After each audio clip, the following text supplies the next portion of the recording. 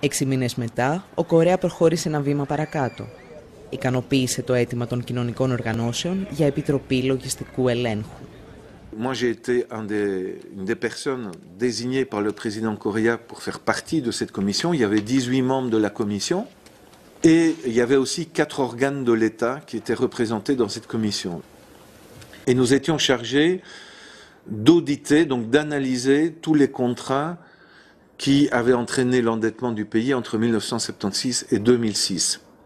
Nous avons travaillé 14 mois et nous avons analysé les dettes de l'Équateur sous la forme de bons. Nous avons analysé les dettes à l'égard du Fonds monétaire international, de la Banque mondiale et d'autres organismes internationaux.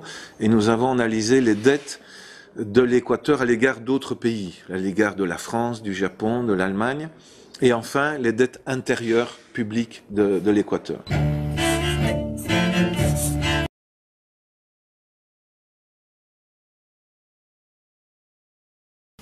La pelea por tener acceso a la documentación fue dura, terrible. En el Ministerio de Finanzas, un colaborador nuestro, Alejandro Olmos, hijo, y mi persona, fuimos declarados personas no gratas en el Ministerio de Finanzas y todos los funcionarios del Ministerio de Finanzas hicieron una carta al ministro quejándose y denunciando nuestra posición, tanto de Alejandro Olmos como la mía, que estábamos afectando a los funcionarios del ministerio, ¿no?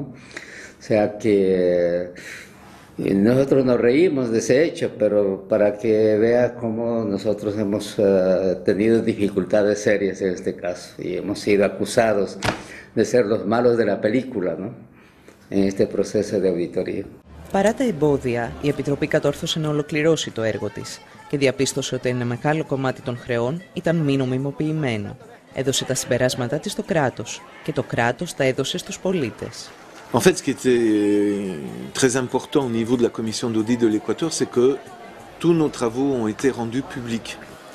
Donc la population équatorienne a été largement informée de pourquoi la dette qui avait été contractée par le gouvernement antérieur de l'Équateur, notamment au cours de l'année 2000, était une dette frappée d'illégitimité.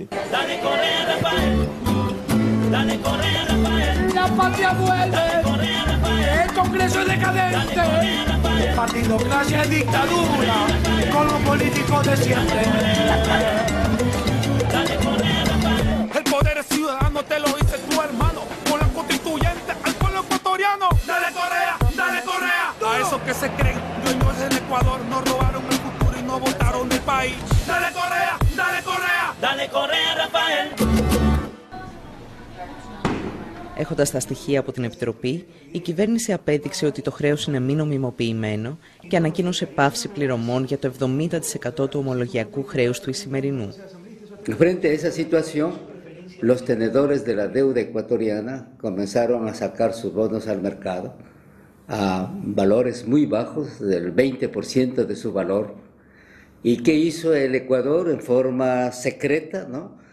El gobierno ecuatoriano comenzó a comprar, utilizó unos 800 millones de dólares para comprar 3.000 millones de dólares de deuda. Y fue para el caso ecuatoriano una reducción muy importante de la deuda, que permitió obviamente mejorar las condiciones de vida de la gente. Il faut aussi, dans l'économie faite par l'Équateur, compter les intérêts qu'il aurait fallu payer jusque 2012 ou 2030. Et si on prend tout en compte, c'était une économie de 7 000 millions, de plus de 7 000 millions de dollars pour l'Équateur. Donc une économie très importante pour le pays, ce qui a permis au gouvernement d'augmenter très fortement les dépenses d'éducation, de santé, pour la création d'emplois aussi, pour l'amélioration des infrastructures. Ecuador is no longer in sale, you know?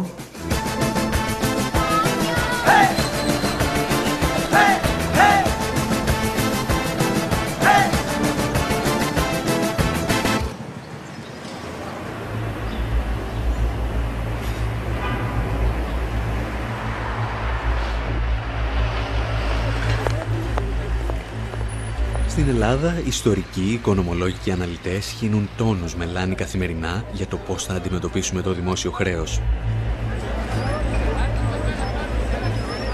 Υπάρχει όμως ένα ερώτημα, το οποίο λίγοι θέτουν.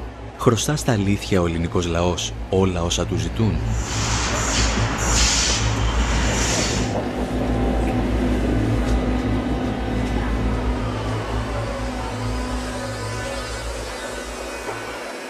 La dette plus récente de la Grèce, je dirais, c'est une dette frappée d'illégitimité et d'illégalité.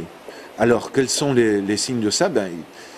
Quand les autorités d'un pays reçoivent des pots de vin de la part de grandes sociétés transnationales, et c'est le cas de Siemens, qui, avec sa filiale Siemens Hellas, a distribué de l'argent, des pots de vin à des responsables, à des ministres, à des hauts fonctionnaires depuis plus de 10 ans pour gagner des contrats.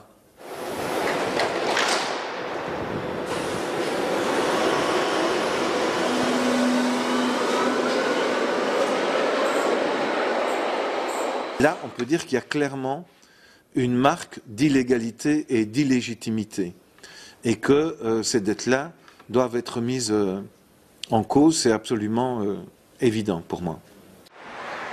Η ελληνική δικαιοσύνη αποδείχθηκε λίγη στην υπόθεση Siemens και φάνηκε πολύ αργή και σε άλλες περιπτώσεις συμφωνιών πίσω από την πλάτη του λαού που αυξάνουν σήμερα τα νούμερα του χρέους.